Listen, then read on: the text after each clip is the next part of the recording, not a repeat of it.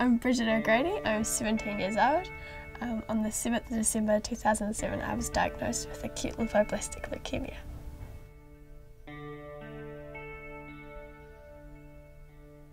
I started to feel a bit tired and I had these little red blood spots on my legs. So we went to the doctor's appointment and he sent us off to the hospital to get blood tests done.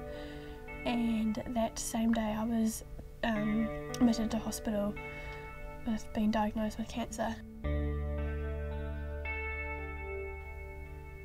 To start off with, I was just like, oh, there's no point even like thinking I'm going to survive. I just was, just didn't think I was going to live any longer.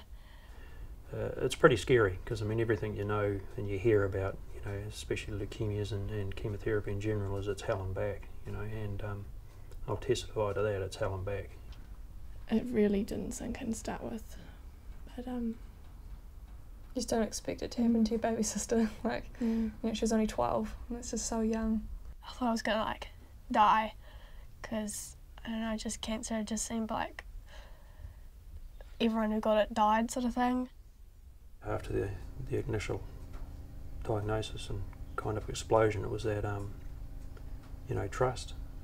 She just sort of grabbed me and said, what do I do? And I said, well, we've got to go through it. It's as simple as that. After, the first few days, I just thought I'm going to beat this. I'm going to try my hardest to, live and stuff. It was real different hospital life. It wasn't nice sometimes. You'd hear lots of kids crying and stuff on the chalk ward, and sometimes it was a bit gross, like if you're in the day room and someone would vomit and then it would set off someone else and they would vomit and you'd be sitting there ugh. But yeah, I kind of got used to it and just tried to, find my own fun and try and do as much normal stuff as possible.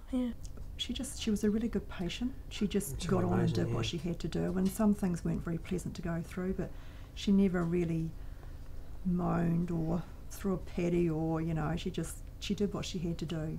And even with losing her hair, she said, well, if I've got to lose my hair to get better, then, I'm prepared to, happy to do that. So she had a really good attitude, and that made it a lot easier on us as well. She was so much braver than I ever could have been, but there were times when you're just there's nothing I can do. Yeah, there's times that you just walked in, you saw her looking so sick, you said to walk out again, so, that's, I just can't face this. She lost incredible amount of weight. She was down to, concentration camp type physique, which was just pretty hard to take. There's a few moments during treatment where I just felt so gross and sick and I was just completely over it. I just wanted to curl up and kind of die in some points. Some points I felt like giving up. I didn't want to go on with it. Sorry.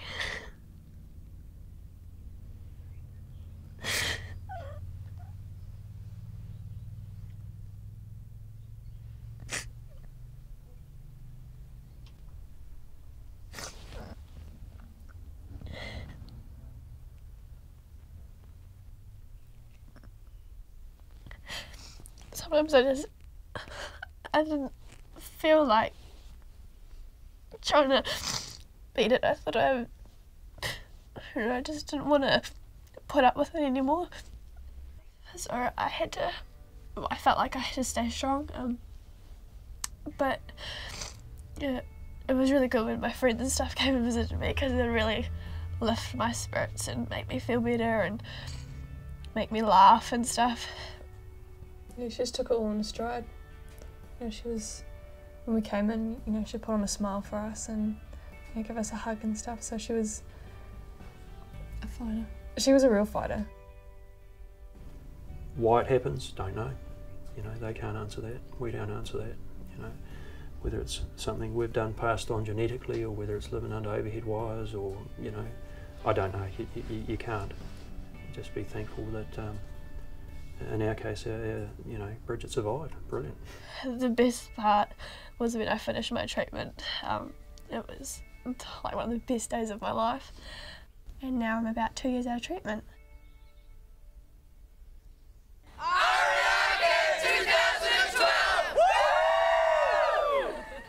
Canteen's probably the biggest thing in my life right now. It's great being able to go there and have fun and just be yourself. You get up to a lot of crazy stuff. And sometimes it's good, you can just like vent there and just get out all your frustrations and just have a good time. Everyone knows what you've gone through, you can talk about it. It's quite funny, sometimes you'll be like, oh yeah, I had this cancer, and someone else will be like, oh my gosh, I had the same cancer as you. It's great, you can just really be open about, you know, who you are. You have a lot of things that you wouldn't be able to do. Like, while watching, I would have never been able to imagine doing that. And so it's great being able to do all those sort of things that you wouldn't be able to do in normal day life. Yeah, the great thing about Canteen is that they realise that us as siblings have a need as well as the patients. So yeah, we get as much as they do in support. Canteen provided that place where if you didn't have much hair or anything like that, it was all sort of accepting and almost normal. It was just part of Canteen, so it was really great that they were able to just have fun. It's definitely changed my outlook on life because I appreciate all the little things now, all the little moments, because you know, like I now realise that, you know, you sometimes don't get those chances to have it and it can be taken away from you so easily. Yeah, she's so much stronger and very determined, I think, you know, in everything she does. It definitely shows through.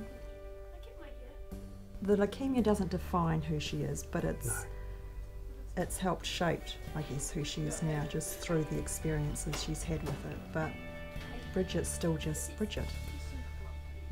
Yeah, she's still Bridget. Still a teenager with all the teenage hassles. Absolutely. She's alive. I guess when you can conquer something like that, you think, well, what else can I do in life?